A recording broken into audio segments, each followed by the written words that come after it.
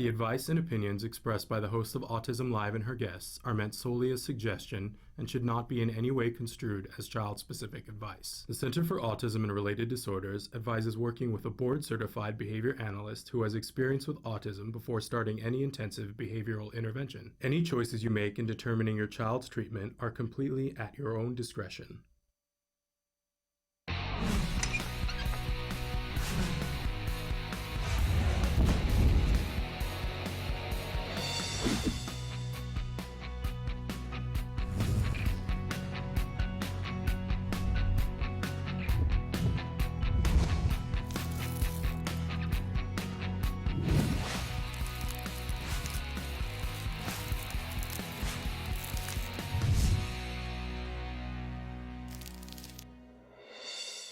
Good morning and welcome to Autism Live. I'm Shannon Penrod and we are coming to you live from the Warner Center in Woodland Hills, California. This is the home for Autism Live. It is also the home for the Center for Autism and Related Disorders. This morning it is 9/11 today, and so of course today our thoughts always are going to turn to that fateful day many years ago. Some of you are too young to remember, but we want to hold in our memory this morning all the lives that were lost on that morning and all the families that were affected by that terrible series of events. I know that this is a hard day for many of us who are older. It's a very triggering day, and there will be a lot of things on the news and people talking about it, and I think it's important to experience all of that as much as you can.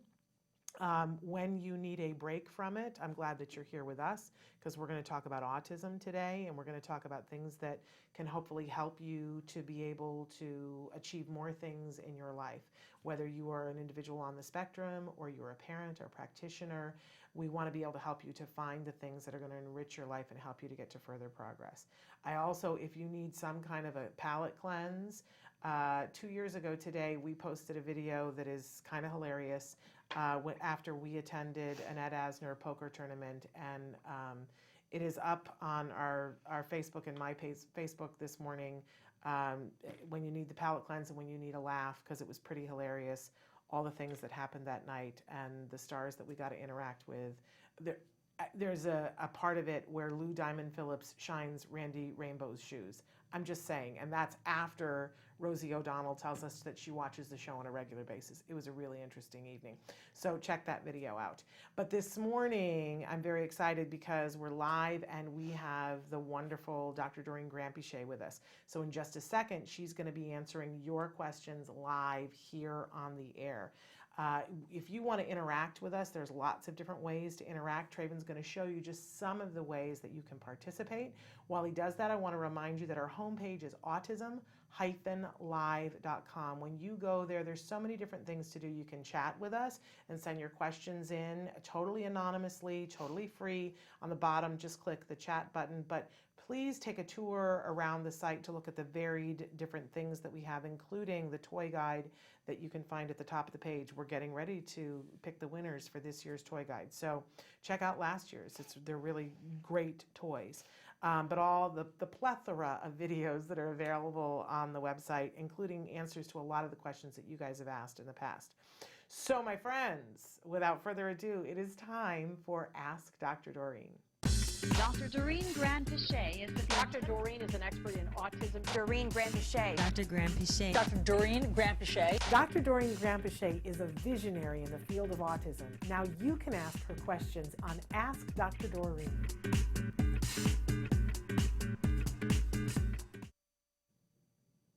Good morning and welcome to Ask Dr. Doreen. We're here with Dr. Doreen Granpeesheh, and she is a true expert in the field of autism. Always thrilled to have time to have her here. Welcome Thank you very back. much. It's good to be back. We're thrilled to have you whenever we can. And for those of you who don't know, she is the founder of CARD and the founder of Autism Care Today, a wonderful charity. I always say a true visionary in this field. Thank you very much.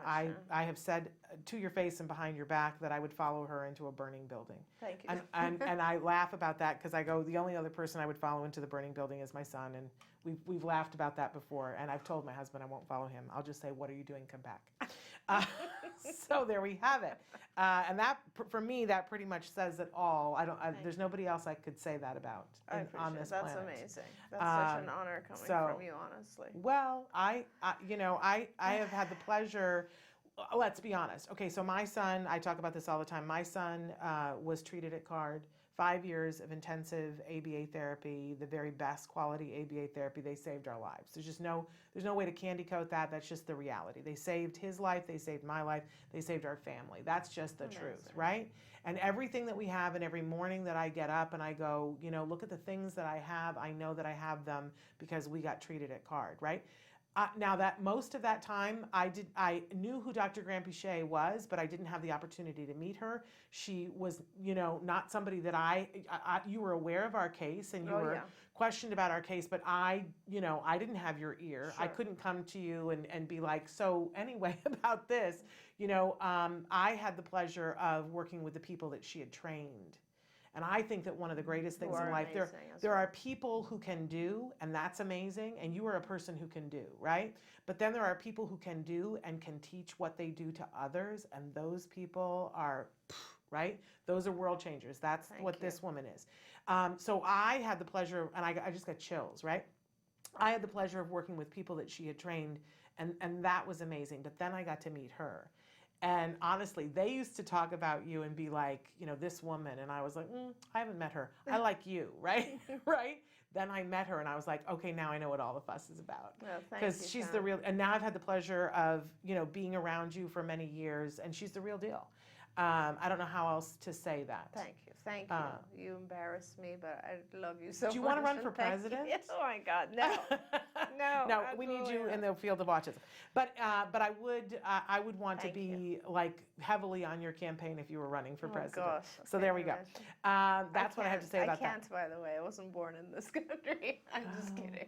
Okay, well, there's that. But that clears you to work on autism. Yes, so there we go. And that makes sense. So in any case, that's who we're going to be talking to for the next hour. She's going to be answering your questions in real time. We had a bunch of questions that have come in, and so we're going to start with those, but you guys can be writing your questions in now, and I'll check in after the first commercial break to see what you guys have written in. But I do want to give the disclaimer here at the start of the show that there is no expert in any field of any caliber that could give individual specific advice in this particular format. So when you're asking a question, give as much detail as you can to Dr. Grandpichet, but I want you to know that she can't answer in an individually specific way because she hasn't met the individual, right? That would be a disservice to them. So she's going to give you information of a general nature. She's going to ask you more questions. She's going to tell you things to go back and ask the professionals who have eyes on. And in that way, you're going to get further, because it's like getting to take a tour of her beautiful mind and her expertise. So I wanted to start, I have different pockets of questions today. I see today. So I want to start with this one. Hello, what is meant by good ABA? How can I be sure that the ABA my son is getting is doing everything right? I think my little one, 2-year-old, is getting very anxious during his sessions. ABA is not a fun thing for him at all. My friend is following an ABA curriculum. Thank you. Curriculum VB approach, according to her BCBA, which according to her is more fun. Is that true? And what are the pros and cons of this approach versus strict ABA approach? Many thanks and love for your show. I love this question because I find that so often, whether it's here or when I'm at an event, when people are talking about ABA, we are talking about 17 different things. Yes. That I think I'm talking about ABA and I know what I'm talking about, which is good quality ABA, and somebody's saying, oh yes, my kid is getting ABA, but then they start talking and I go, oh, you're getting the watered down, something that isn't really ABA at all. Right. And that makes me break out into hives. Right. So I love this question. It is a very good question. It's a little bit hard to reply to because I can tell you the different types of ABA and what's what, but I don't know how to really tell a parent if what they're getting is good. And that's very difficult. I wish there was a way that I could tell you, look for these things, and I'll try to do that, but let's give it a go. Okay. So ABA is basically We have to go to break first, and then we're going to come back. I wondered what I was hearing. We're going to go to break, and then we're going to be right back after these messages. Do you provide care services to someone with autism? Recently, more and more children are being diagnosed with the condition and getting the support they need as awareness grows. But what happens to these children as they grow up? It's estimated that over 500,000 youth with autism will turn 18 in the next decade, and they'll be faced with a very difficult reality. As children with autism grow up, their services start to disappear or become very difficult to access. Things like medical care, mental health counseling, vocational training, and more. All services that are still desperately needed. The loss of support that youth with autism face as they grow up is so severe that it's referred to in the autism community as falling off a cliff. Adults with autism need the same level of support they had as children to avoid falling off the services cliff. Introducing Skills Living, the web-based software designed specifically to help transitioning youth and adults with autism so they can avoid the cliff and instead fly to success. With Skills Living, help your learner with autism develop the skills they need in all the critical areas of adult life, including self-control, planning, and problem-solving, effective communication, performing life skill tasks for independent living, acquiring and maintaining employment or other meaningful activities, developing and maintaining social skills and relationships, accessing transportation and public services, and being safe. Skills Living includes a comprehensive assessment, a data collection mobile app, behavior intervention plan builder, and automatic progress reporting. It also provides a complete curriculum addressing 16 key areas spanning the entire range of functioning adulthood. Skills Living is easy to use and can be implemented by schools, parents, and autism service providers. Call or click today for your free demo and see how Skills Living can help your learner with autism avoid the cliff and instead reach their fullest potential. Skills Living. Wish, learn, become. Welcome back to Autism Live. We just needed to take care of some sound things because we want you to be able to hear what Dr. Grant-Pichet says when she answers your questions. So the question was, what is meant by good ABA? How can I be sure that the ABA my son is getting is doing everything right? She reports that her little one, 2-year-old, is getting very anxious during his sessions. I don't know whether that is the same child, whether it's the sibling. Yeah, no, I think it's the same Okay. And she reports that ABA is not fun for him at all, and a friend is doing ABA with a VB approach, and according to her BCBA, that's more fun. What are the pros and cons? Right. It really disturbs me that a BCBA would say that too. Anyway, so Right. let's come back to what's what. Okay, so ABA is basically it stands for Applied Behavior Analysis. It's a sub part of psychology, human behavior, and essentially what it says this is a kind of science that is based on a theory called operant conditioning theory. And operant conditioning theory, essentially, it's from a psychologist called Thorndike. It's many years ago. But what it says is that any kind of behavior that is followed by behavior is controlled in two ways, okay? So it's controlled by what happens before it and what happens after it. The things that happen before it are called antecedents, and the things that happen after it are called consequences. And if we move these two, if we manipulate antecedents and consequences, we can change behavior. And that's operant conditioning. And basically, an example that most people know is that if a behavior occurs and right after it there's a reward, so a consequence that is positive, that behavior increases, right? So let's say, you do your chores and then you get dessert, right? Dessert is the reinforcer, doing your chores is the behavior. You will tend to do your chores more because you're being rewarded. You're getting a reinforcer. There's many examples of these types of things in real life. We go to work, we get paid. You don't get paid, you're going to stop going to work, right? So if you manipulate these consequences and antecedents, that behavior will modify. So that's the core theory of ABA. Now we take that theory and we apply it to autism, by looking at autism first and saying, what are the behaviors we want to change, right? So let's identify some of the things that go with autism. And there's a series of behaviors, let's call them symptoms, but they're behaviors that indicate the child or the individual is not doing enough of these. They're deficient skills. They're skills that should be more. And then there are a series of behaviors that are too excessive. So in autism. So we'll talk about those. So what are some of the things that are deficient? Well, play skills. Our kids don't play enough. They don't talk enough. So language skills, communication. They don't socialize. That's part of the symptom of autism. So social behavior. So all of these types of things are deficient in autism. So social, language, play, eye contact. I mean, you basically every child's going to be a little bit different, but you can identify all the things that are not enough. And then you can also identify the things that are too much. For example, self-stimulatory behavior, children who will repeatedly do something like body rock or hand flap or line up their objects or look at things that's too much, right? And normal behavior, we don't do those things, so we want to reduce those. What are other things we want to reduce? Things like tantrums, aggression, etc.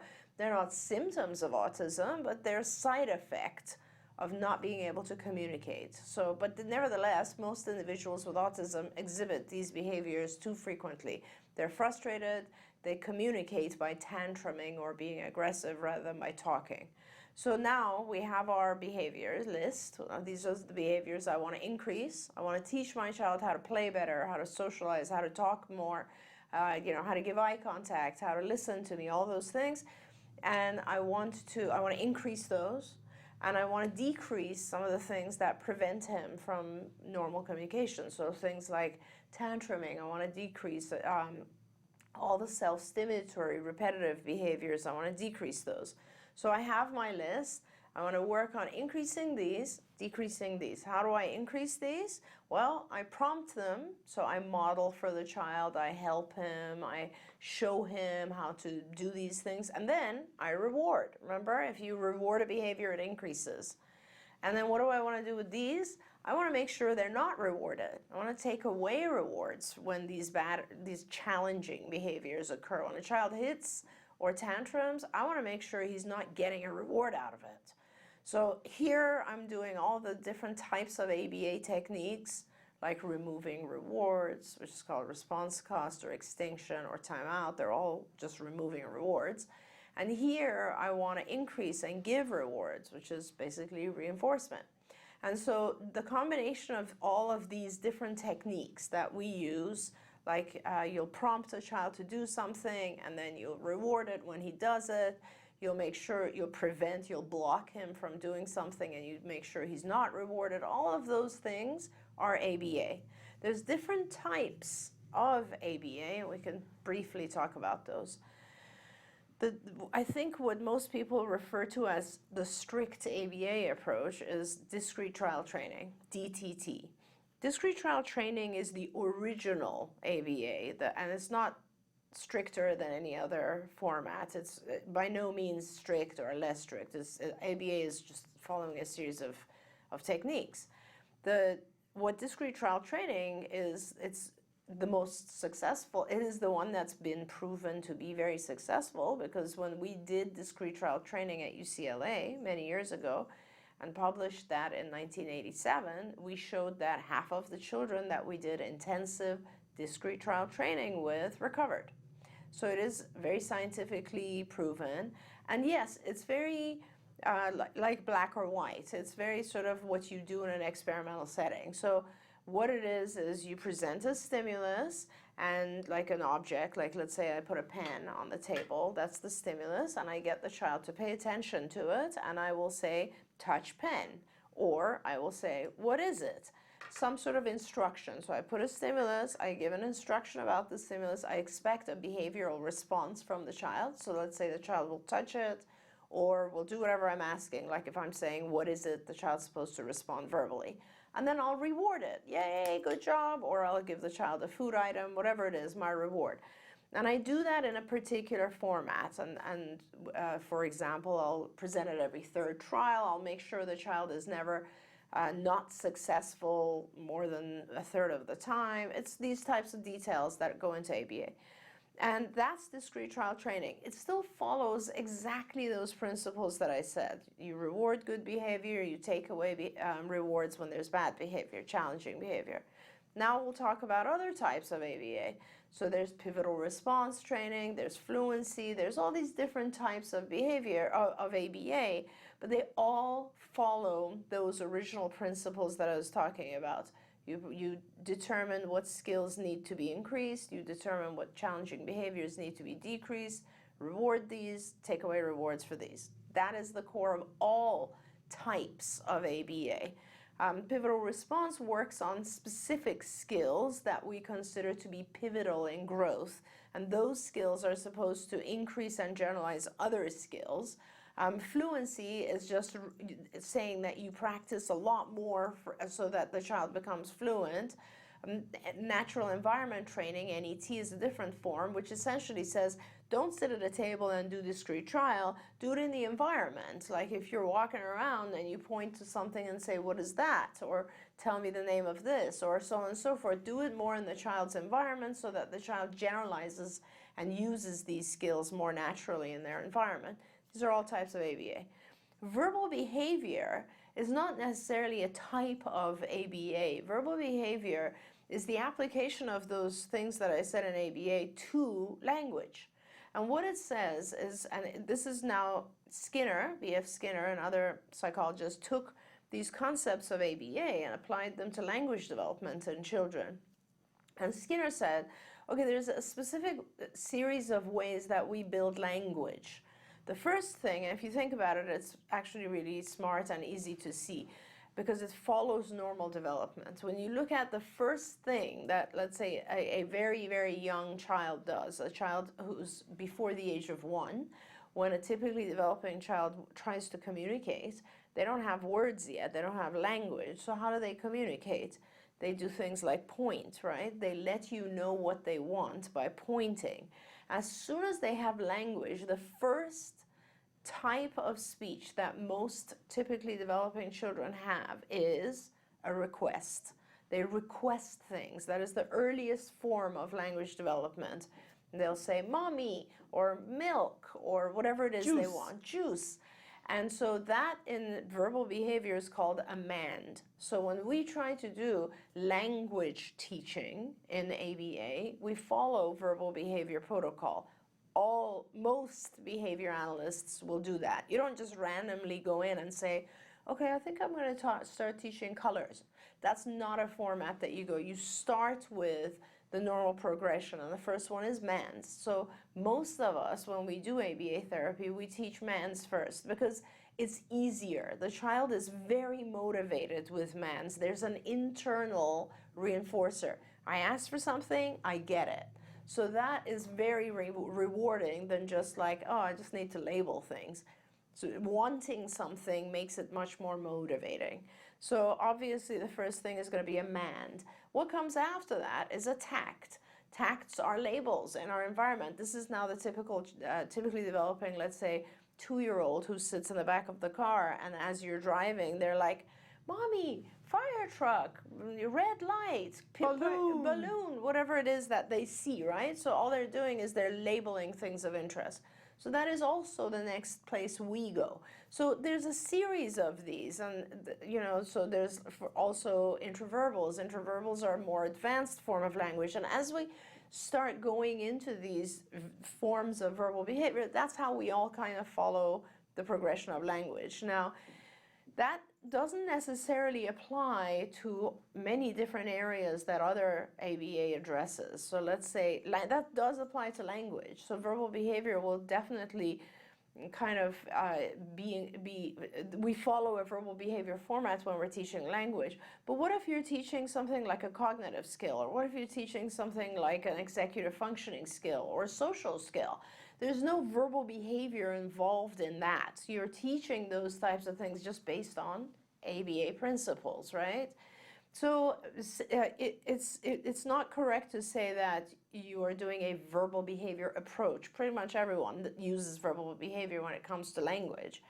So what I do want to say, though, is that the important thing about, now people there's a lot of really, really good scientists that feel that you should just use pivotal response type of ABA, or that you should use discrete trial or whatever it is. At CARD, I kind of use a little bit of each. So I want to make sure that my early young kids, 2-year-olds, are very successful. So we use a form that's called errorless. So we reward a lot when you first start. There's a lot of reward. Even if you get it wrong, we'll prompt you again and reward. So it's errorless. So the child isn't feeling like they're going to fail, right? So they're always getting rewarded for things. As they progress a little bit, we start to reduce the reinforcers, and then we go into a discrete trial format. And discrete trial is much more structured, and it rewards you every third time. So it's sort of a little bit less reward, a little bit more demand. And then as they master things, we'll go into a fluency. So we make sure the child's pretty fluent about things so they don't forget, just like kind of second language. You don't want to forget things when you're fluent. And then you go into natural environment. Our whole program goes into natural environment because we want to make sure the child actually uses that skill in their natural environment. So there's lots of generalization and maintenance training at CARD. So all of that stuff occurs, and then of course we do verbal behavior in some aspects of it, and we all kinds of other types of techniques. So those I consider techniques. It's important that your child be rewarded enough so that they're enjoying it. Initially, let me tell you, they're not going to. When you first start out, it's tough. Shannon can tell you lots of stories about that, because the child is used to getting their way. So remember when I was talking about challenging behaviors, our kids use challenging behavior as a form of communication. So let's say a child wants something at a supermarket, they'll throw a tantrum because they know in that environment you're more likely to give it to them, right? I want that chocolate, give me that chocolate, I'm gonna have a massive tantrum.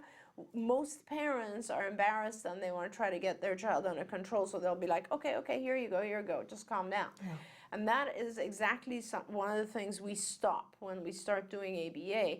We change the contingencies in the environment. Remember, we do not want to reward challenging behavior. So as an ABA person comes into your life, they'll say, when your child tantrums, you do not give them the chocolate. You only give them the chocolate if they ask for it nicely. That's it. And that's a very big change for your child. So initially, when you make that new rule, the child will first completely freak out because now, wait a minute, in the past when I tantrumed, you gave me that chocolate. Now I tantrum and you're not giving me the chocolate. What's going on? I'm going to have a bigger tantrum. So that's called an extinction burst. So the child will get worse in their behavior before they get better.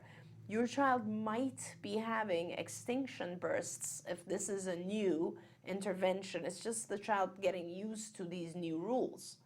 If that's the case, you got to stay with it. ABA will become fun, but don't forget it's tutoring, it's intensive work. And most children will not necessarily be like, oh yay, I'm going to go and have fun. It's fun because they learn to communicate through ABA and it's an opening to their world, but it's work. It is work. We're catching them up to their peers. That requires work. So, don't be seeking necessarily a path that's going to be lots and lots of fun right now. The path that you want to seek right now is a path that's fair. It's hard work, but it's also not increasing anxiety. We don't want to increase anxiety in anyone. So the more the demand goes up, the reinforcer has to go up too, so that it's fair. But it is work. Like, I want to make sure parents understand that, because you have to put in a few years of hard work. Yeah, and you just heard that all from an expert, and now, of course, I'm going to give you the parent version of it, which is that ABA is a toolbox. And people can open up the toolbox, and there are different tools because it's very individualized for different kids, right? And there are different tools for different things. And what you want is somebody who, a group of people, you want a BCBA in your case, who knows how to use the different tools for different things, Absolutely. right? And And the thing that I always tell parents is, look, at the end of the day, I go back to Helen Keller. If you've ever watched the Miracle Worker movie, Right. and Annie Sullivan is trying to get through to Helen. She's used to doing things a certain way because she can't see and she can't hear. And Annie Sullivan is trying to give her the structure of being able to sign into her hand so Right. that she will understand this thing means this. And she spends a whole lot of time, and you see Helen Keller tantrum because she's like, I don't know what you're doing.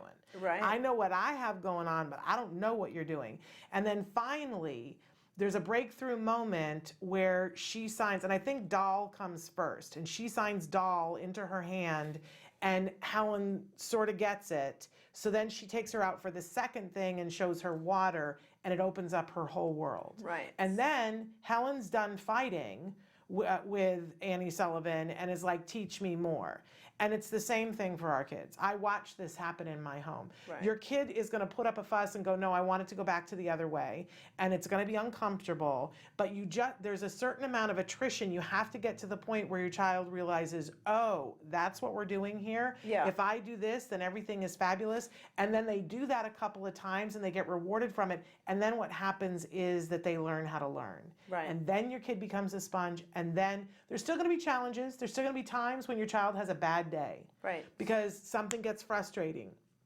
But as they grow to trust the team and know, you're going to help me to get through this, and we are going to get to an end point where I get a reward for it, your child will have less anxiety about it.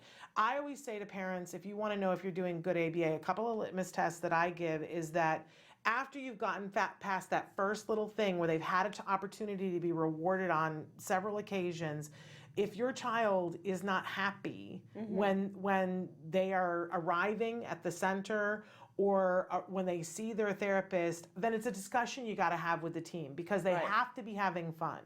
They have to be having fun. But the other big litmus test that I see time and time again when people come to me and go, I think I'm getting good ABA, is, and this is, you don't even have to fully understand it, but when you sit down with your team and they tell you, we're going to be working on this, say to them, and what's our plan for generalization?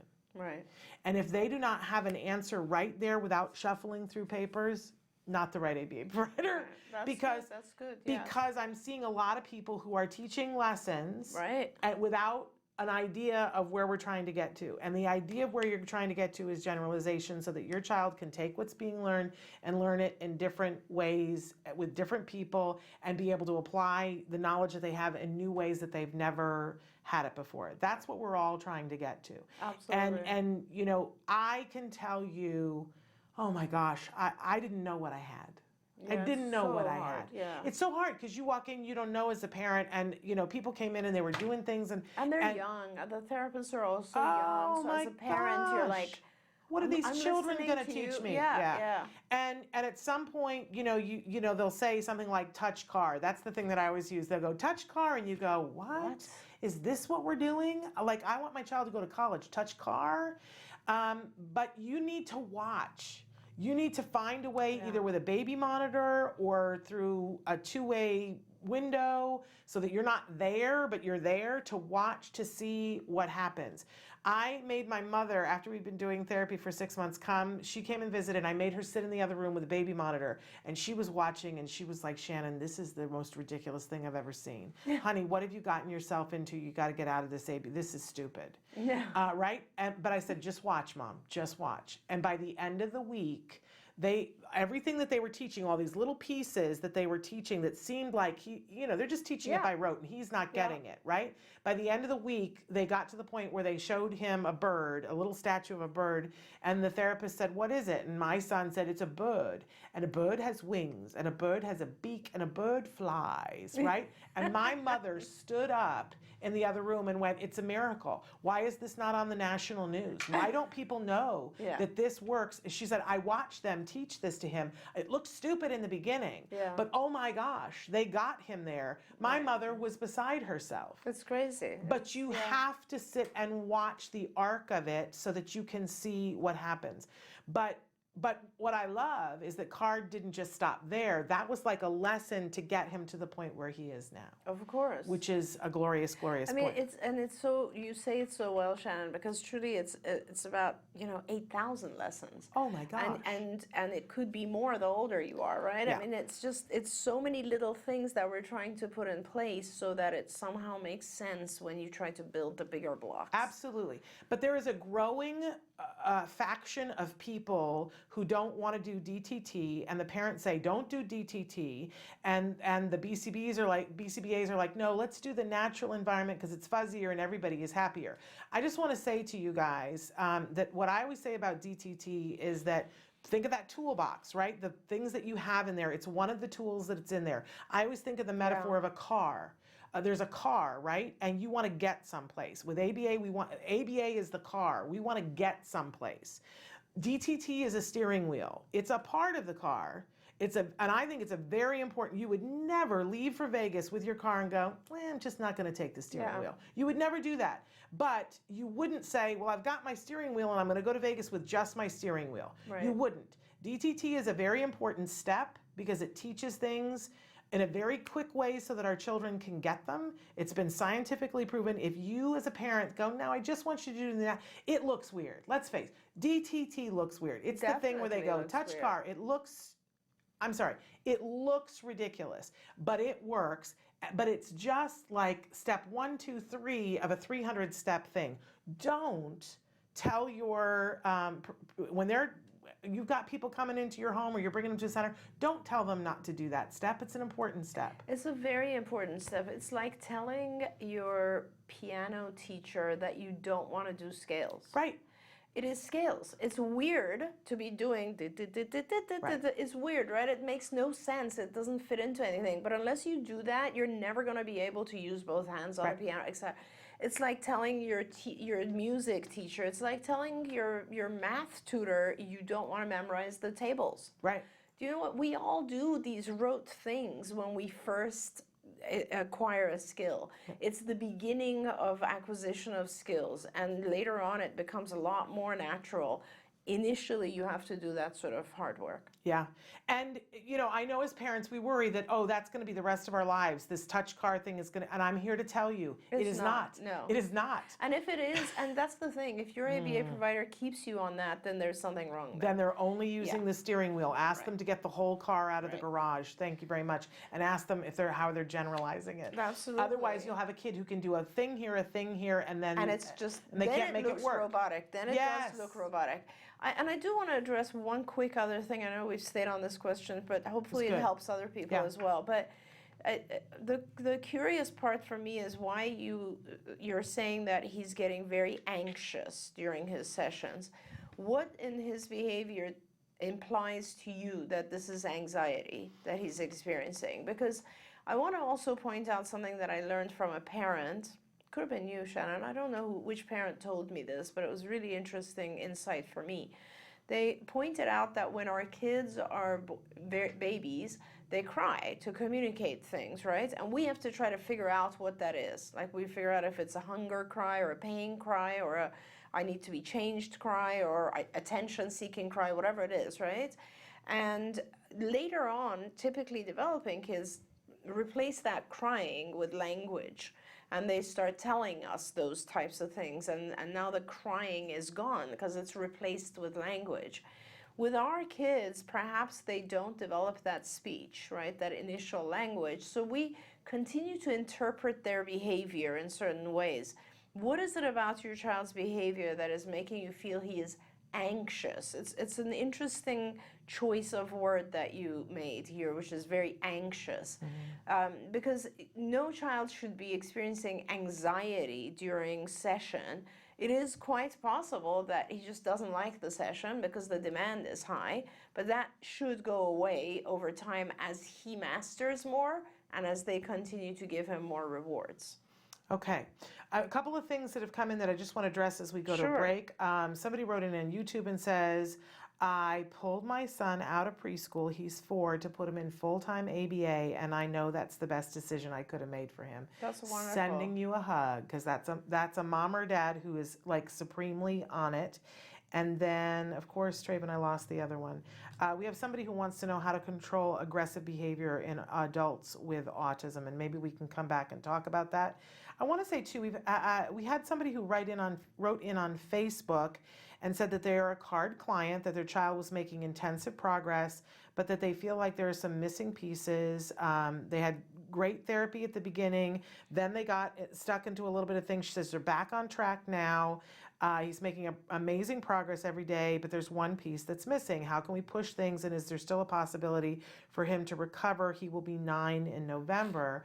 I just want to put it out there for our CARD families that are watching. One of the things I love about CARD is their commitment to excellence, and that there is a quality assurance department which has rock star therapists who have been there and done that, and any of you at any time can put in a request to have a review from quality assurance. Right. And what that means is that, like, brighter minds, because I think, there's always a point when sometimes kids will progress, and then they kind of hit a wall. And That's why right. not call in the A team and request for them to be on your team? And you can do that easily. You can just ask your supervisor for it. You can shoot an email to me. Lots of different ways that you can go about Absolutely. that. But Absolutely. always, we want to see kids making progress. Yeah, I think that's yeah. a really good point. I mean, I think that family in particular recently also had a visit from our clinical psychologist, from This is our a different clinical one. director. Oh, really? This is a different one. This one just came in. Okay, so basically my suggestion is that you should try to reach out so that we can actually have either our clinical director or one of the doctors and BCBAs who are in our quality assurance department get back to you. And what they do is they actually drop in on sessions, they observe, they drop in on sessions, and then they give a lot of advice to your supervisor in terms of how to improve. There you go. Because that's what the commitment is at CARD always. So thank you for reaching out. We're going to take a break, and then we're going to come back and talk about dealing with aggression with adults and hopefully get to some of the other questions. Stick with us.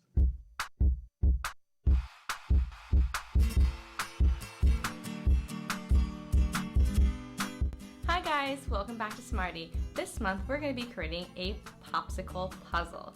As we do this fun activity, you'll notice these icons will pop up. These icons tell you important information about the skills we're using to create the craft and where you can find them on the Skills program. Skills is an ABA-based tool that helps parents create a curriculum that will help their children that are on the autism spectrum. Well, let's get started. The materials you'll be needing are popsicle sticks, tape, and arts and crafts materials. So step 1, you're going to take your popsicle sticks and lay them down and cover them with tape so they don't move around.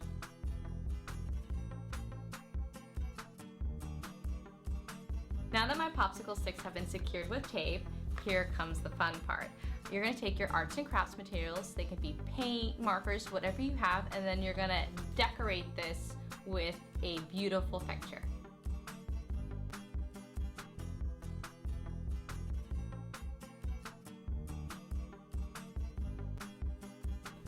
This is the beautiful picture that I made.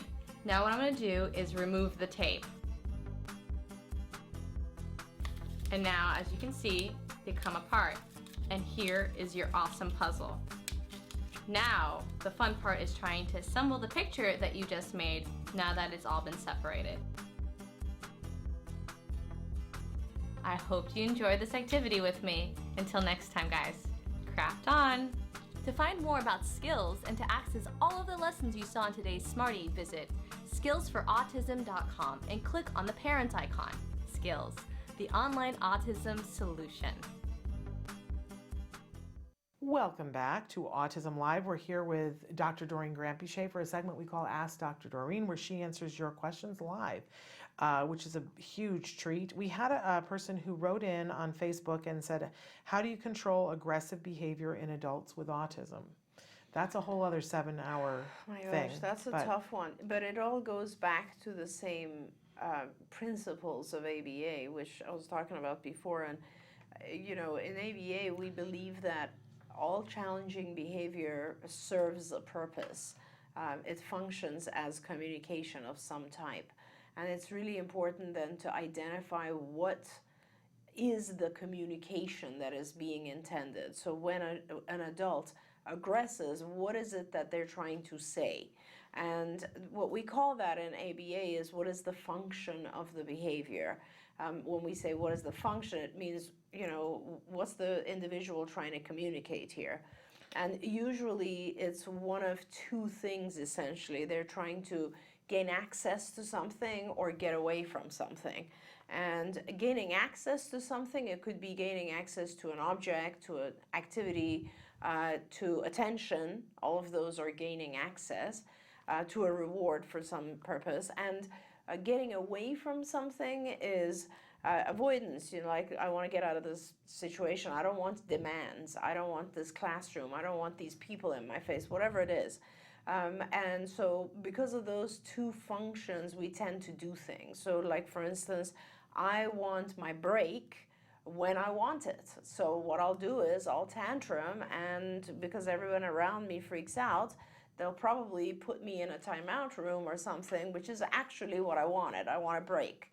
So what ends up happening is the individual will tantrum or hit or aggress whenever they want to get out of a situation. They will hit or aggress whenever they want something that they can't express they want right away. So what in ABA, what has to happen is that aggression cannot be rewarded. Remember, I said anything that's rewarded increases. So if the individual tantrums or aggresses or something, they cannot get the thing they were trying to get by aggressing. Instead, they are taught to communicate vocally or non-vocally, like ask for something they want and then they get it. Now, it's very simply said. It's easier said than done. What you need is an expert, a behavior analyst, someone who can actually help you identify ways to find out what is the function, what is this individual trying to tell me. And then when they have that idea of what the function is, there's very specific interventions that they can do to make sure the adult doesn't get rewarded for doing bad behavior, but does get rewarded for communicating appropriately. One of the saddest things I've ever seen in my entire life was when, for our 10th wedding anniversary, we went to Las Vegas. We took Jem and we went to Las Vegas, and we were seeing the show Mystere. And they have a pre-show before, and we went to see, there's a clown that does stuff, and we were so excited to be in Vegas and be at a show and with our kid and everything. And there was an adult woman in a wheelchair who was nonverbal there with her parents. And I know how much the tickets were. Not a small thing, right? And they had gotten there early to see the thing too. And the adult woman started to make noises, and they were trying to quiet her, right? But she was making the noises, and then they weren't listening, so then she started hitting them. And then she started making really loud noises, and then she started hitting herself, and it was this whole thing. And I just sat there and watched the whole thing and was just like, oh my gosh. Because at a certain point, they were like very painfully aware. The fact that the entire auditorium was now watching them, and this is still the pre-show, and so eventually they got up and picked up all their stuff and they left. And I wasn't trying to follow them or anything, but I went out to use the restroom, and what it was that this person who was nonverbal needed to use the restroom. Right. That's what she had to resort to because she had no other way to tell them. Yeah. And the sad part was that the parents felt so beat up at that point and felt like that we were all going to be like, oh no, they're bringing her back, and what if she does that during the show? That they left. And I felt just terrible about that. We don't have the A word anymore up where you guys can see it, but in the A word there, it parallels exactly. There's a point when Jack Riley throws a tantrum, and he's not wanting to do the lesson, and everybody's like, what's happening? And he's just really unhappy, and he's, and he doesn't want to do it, and he won't do what they're asking. He's so frustrated, and mom's frustrated, and then eventually they get him through whatever they need him to do so that he can take a break. They have him request the break, whatever, and he immediately goes underneath the dining room table and squats down to take a poo. Because what he didn't have the ability to say was, my body has something going on and I like to be private when that happens. I need to go take a poo. Yeah. And by the way, this is right before they did potty training, because this is like the indicator when they want to go, when they're aware and they want to go someplace private. But afterwards, mom was very emotional, and she says, I just feel bad that like we didn't know what he was asking for, Yes. right? But imagine if that was his whole life and that he became 34 years old. That's right. And he needed that. That's right. You know, that imagine, I wish we could have national, I can't communicate in any other way day. Honestly. Where all of us had to say, I'm not going to be verbal and I'm not going to write. Yeah. Like we would all feel different about this. That's such a good point, Shannon. It is honestly, if we just had an hour, forget about a day. Because if we had can't do a whole day. that we couldn't communicate at all, we would start to really understand exactly what our adults go through. One of the moments that I realized that I love what I do, and especially I love working with adults, I just love the adults, is that we had a gentleman who was, I think, in his 20s at that point and had just started with us, and it was a very severe case because he would literally put his head through glass when he became very upset. And we were like, we're going to teach him how to communicate on an iPad. And within, I don't know, a month, honestly, it was such a quick process because he was very smart, actually. He started to keyboard. And it was unbelievable. The change in this individual was truly unbelievable because he was now able to actually say, hey, I need a break. Or he was in timeout all the time, like before we met him. And he was in timeout. He would put his head through the wall. I mean, it was crazy stuff, you know? And just being able to communicate changed his whole life. I really also want to make T-shirts that say functional communication is every individual's right. Absolutely. Because a lot of times as parents, we unknowingly get in the way of this because sometimes when somebody is talking about giving an iPad to your child to teach them how to use a device to be able to speak, and we're like, no, I want them to be able to speak. Vocalize, we don't get told often enough that the science shows that if you give functional communication to somebody who's nonverbal, that they are more likely to learn how to speak faster than if you don't. Like everybody deserves functional communication. Absolutely. We have so many more questions and we're almost out of time. I want to address that. I lost the one that I had before. Okay, Elvira said, my 4-year-old nonverbal son spits at people at school or when we go out. How do I deal with this? I ignore this, and he doesn't do this at home, but other people immediately react. But I also want to say that Francis has written in and said, ABA worked for my son. Then our government pulled the funding for ABA being used exclusively. It's too expensive to be taught because it's one-to-one. What are your thoughts on this? My thoughts are come to the United States. Yeah, well, that's one thing. The other thing is skills, and that's why we made skills. Yes, absolutely. Thank you. So I want to quickly address the spitting issue. That's a pretty complicated one because you are right in that the child will continue to get a reaction out of people when you go to public places. There's a lot we've done with spitting. And I really recommend that you get a behavior analyst involved with your child's case. There's two things I want your behavior analyst to look at. One is that we have used chewing gum, and I don't know the child's age, but we've used chewing gum as a replacement so that when you're chewing gum, so when you're chewing gum, it is much, much less likely to spit, although with some kids it'll increase their saliva and it might increase the spitting. The other thing is that you want to figure out what the function is. We assume a lot of times that spitting function, the reason that they do it is because they get attention and that maintains the behavior, so it's trying to get attention. But I have to tell you, with one of my kids, after many interventions, we found out that the function wasn't getting reinforced. He wasn't being reinforced by the attention he got. He was doing it because he liked the visual stream of spit. We don't see those things, but some of our kids do. And the way he was spitting, he enjoyed seeing the spit actually travel through air, and that was the reinforcer for him. And when we prevented that, in other words, every time he spit, we would actually turn his face away or cover his eyes quickly, it started to go away. So the functions of some of these behaviors are things that are unexpected, which is why it's very important for a behavior analyst to look at that. So that's that. in terms of this issue of the government taking away your funds, I'm so sorry to hear that. So many governments do that, and it's one of the reasons that we made skills and IBT years ago was that there was no funding.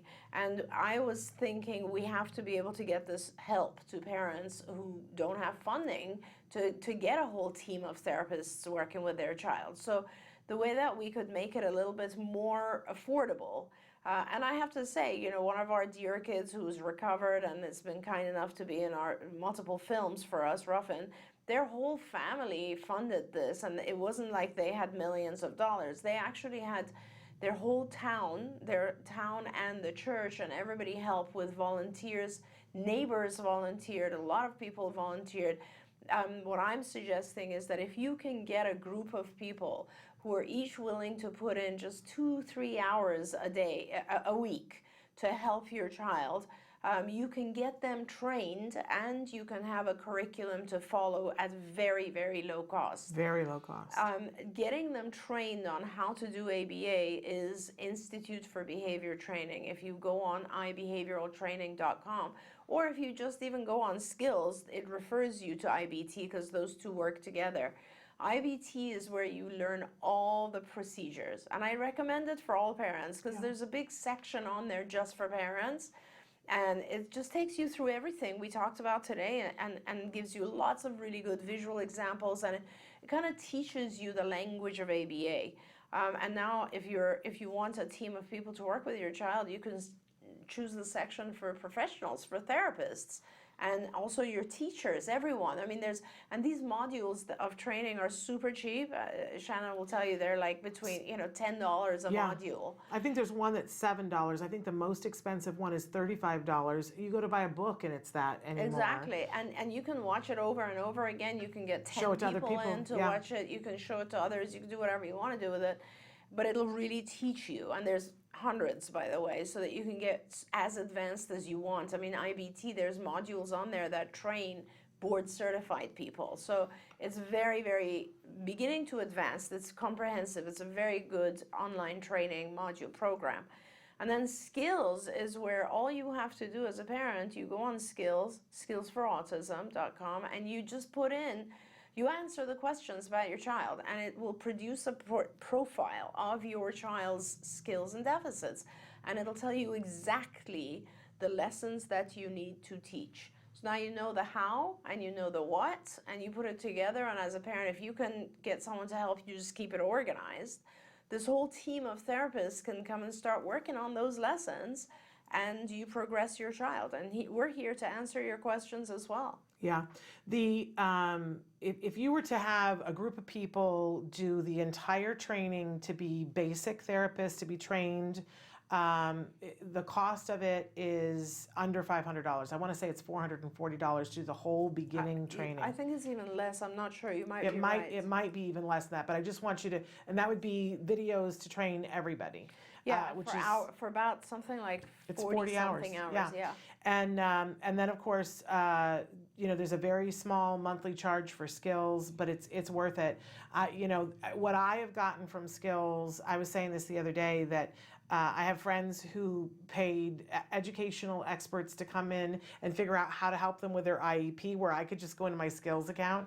Right. It's wildly cheaper than anything else. It's a very small monthly payment. But if you go to get Skills, tell them that Shannon sent you, ask for the Autism-live discount, the friends and family discount. There is an actual discount that you get if you say that you were referred by Autism-live. If they fail to give it to you, then call me, because I'll make sure that you get the friends and family. And you can email me, Traven, one last thing, because I know we're out of time. Email me at s.penrod at autism-live.com. We're so out of time, but this was very exciting. Thank you I feel so like much. we covered a lot of really good stuff. We did. Not enough, and I know some of you didn't get your questions answered, but tune in tomorrow. I want to tell you that tomorrow on the show we have autism expert Amanda Kim, and we will have Kristen Roth from Autism Society of America talking about the AutFest, which is happening on Sunday in Orange County. I am the moderator for the two panels. We're going to see some great films. Please come out and see that in Orange County.